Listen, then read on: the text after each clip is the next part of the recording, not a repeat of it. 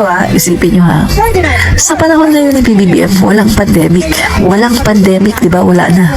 Pero may mga sumusulpot-sulpot na may parang COVID, ganyan. Pero wala nang pandemic. Pero eto andyan pa ang mga ayuda. Wala nang pandemic may mga paayuda pa. May mga financial assistance pa. May mga binibigay pa ng mga makabagong mga makinarya sa mga farmers. May mga paambulansya pa. Meron pa mga pa-love for all. Ang dami mga kaibigan. Grabe ang tulong na ginagawa ng gobyerno natin ngayon. Diba? Walang pandemic. Pero sa panahon ni Duterte, may pandemic yan, di ba? Pero walang ayuda. Ako nga, nagrereklamo nga ako Nawalan kami ng trabaho. Taxpayer naman ako. Bakit wala kaming ayuda? Di ba? Sa panahon ni Duterte, maraming gutom. Maraming hindi nakakain. Kung tutuusin mga guys, dapat yun, kasi nilockdown ni Duterte, dapat yun sinusuportahan niya ng pagkain Kasi nilockdown niya kasalanan niya yan Pero hindi naman niya sinusuportahan ng pagkain kasi nasa napunta ang pera. Mas maraming isinubi kaysa ipinamigay. Mas maraming isinubi sa wallet kaysa ipinamudmod sa mga tao. Tingnan nyo ngayon ang ginagawa ni PBBM. Walang pandemic. Pero grabe bilyones. Bawat probinsya na pinupuntahan, grabe ang pamimigay. Diba? Diyan mo makikita na ang gobyerno natin ngayon, ang gobyerno ni PBBM ay hindi nangungurakot. Samantalang ang gobyerno ni Duterte, napakakurakot. Pandemic yun naglabas pa ng pondo para sa pandemic, pero napakaraming tao na walang makain, hindi sinusuportahan ng gobyerno. Walang makain. Walang ayuda. Kasama na kami doon, wala kaming ayuda. May halagang 3.2 million pesos. So, alam na natin mga kaibigan kung paano mamuno ang mga Duterte. Alam na natin. Kaya bakit pa natin sila iboboto? Bakit pa natin iboboto? Alam na natin Nasubukan na natin Hindi naman sila magaling, di ba? Hindi sila magaling mamuno. At hindi nila napaangat ang bayan natin. Hindi nila napaunlad ang bayan natin. So, anong reason? Bakit ka boboto ng Duterte? Dahil lang sa panatiko ka? Boboto ka ng Duterte dahil lang sa tanga ka? Boboto ka sa Duterte dahil lang sa bobo ka? Boboto ka sa Duterte dahil lang sa didi shit ka? Dahil lang sa wala kang utak? Boboto ka sa Duterte dahil gusto mo lang? Dapat hindi ganun. Maging responsable kang voter. Kapag nakita mo na hindi naman niya nagawa nung 6 na taon, hindi naman niya nagawa na ayusin ang ating bansa, bakit mo pa siya hahayaan na magkaroon ulit ng pwesto sa gobyerno? Diba? Nakakatawa nga Biruin mo, sabi naman 2028 si Basti ang magiging Pangulo. Hello? 7.1 million pesos. Si Basti. Kung ang Davao City hindi niya maayos, paano na lang ang buong Pilipinas? Nung umupo si Basti Duterte, ang Davao City, mga kaibigan, lumaki. Ang poverty rate ng Davao City lumaki sa panahon po ni Basti Duterte.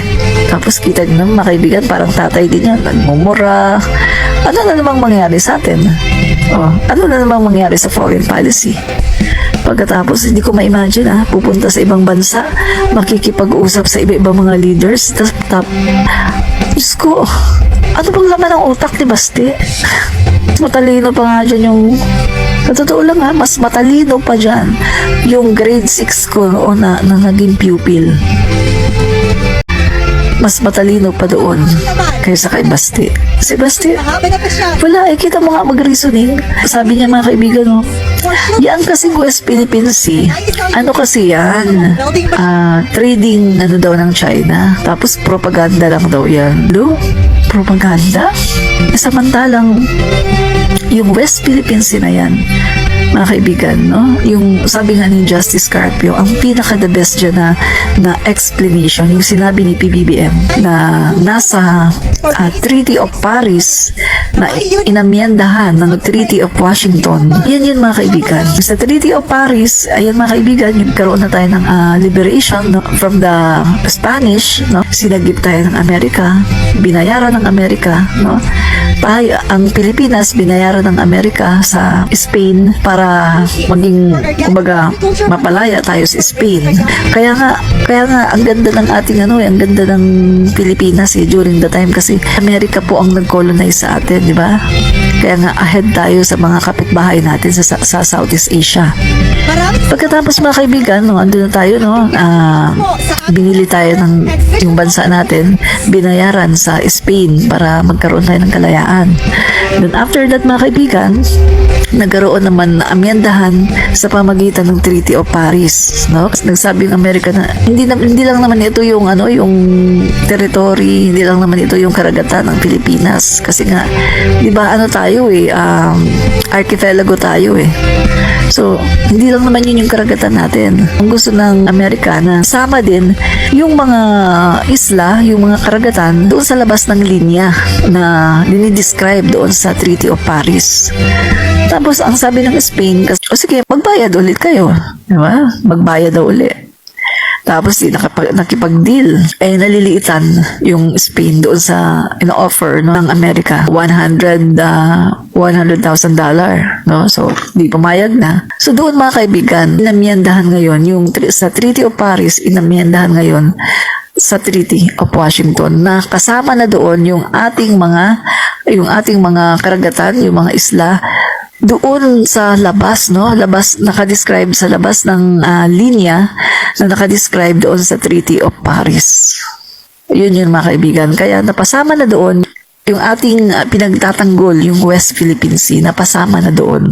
Kasi dati, kung titingnan natin, kung Treaty of Paris lang, hindi makakasama, no, yung ating ipinagtatanggol na mga karagatan dyan. Pero dahil naamyendahan nga ng Treaty of Washington, napasama na ngayon. No? Diyan yun mga kaibigan. Kaya yung mga leadership na nagsasabi na, ay, hindi naman kasi, ang China, matagal na nilang inaangkin yan, no? Meron silang historical rights dyan. Tayo, lang, sa panahon lang naman ni President Marcos Sr. Ba? Yun sinasabi nila. Pero kung titingnan natin mga kaibigan, ang pinakatama dyan ay yung sinasabi ng ating Pangulo, Bongbong Marcos, na yung ating pag-aangkin dyan, nag-uumpisa pa yan doon sa Treaty of Paris na inamyendahan naman ng Treaty of Washington. Diba? Yan yun. Merong niyan di ba? Sinabi yan ni PBBM doon sa Singapore at maraming mga pumalakpak sa kanya dyan. Wala mo rin tayong magawa. Any other president of China would still insist na kanya yan. But itong tao na ito si President Xi Jinping, maawain. Kasi sinabi ko, maawa ka naman sa amin. And he understands the plight of the Philippines. Kita mo hanggang ngayon, sige pangisda yung Pilipino dyan. Siging pangisda hanggang ngayon? Iba naman ang sabi sa mga news reports at mga mangingisdang nakausap natin doon. Hindi naman na po ito totoong malayang makapangisda dahil sa madalas naman po na nararanasan natin yung pambubuli ng mga Chinese island. Nakapangingisda naman daw sila banda ron. Pero sa labas lang. Sila nagpapayagan ng cellphone. Maaksyong habulan ito sa pagitan ng China Coast Guard na sakay ng rigid hull inflatable boat at mangingisdang Pilipino na nasa bangkang mangisda. Hindi ba noong 2019, iniwan pa nga ng isang Chinese vessel ang nabangga nitong fishing boat na may 22 mangingisdang Pinoy? hindi lang paghabol, pagbangga, pamboboba ng water cannon at panghaharang ang nararanasan ng mga mangingisda natin. Humihingi pa silang isda yung mga China ngayon. Ibigyan din naman namin sila. Kaya lang gusto nila piliin nila yung kunin nila. Kami hindi kami mapayag. Totoo, nakapangisda po sila doon sa paligid ng Seoul. Ang problema, ang ginawa pa po ng mga Chinese Coast Guard ay pinili pa yung magagandang huli ng ating mga mangingisda. Nung ginawa nila yon, nagbigay naman po talaga sila ng noodles. Halagang 10,000 yung kinuha nilang isda na magaganda, pinapalabas pa na barter daw ko, no? Sa ating pag-aari ng Pinas yan Mga inchik naman ang nag-aaral doon.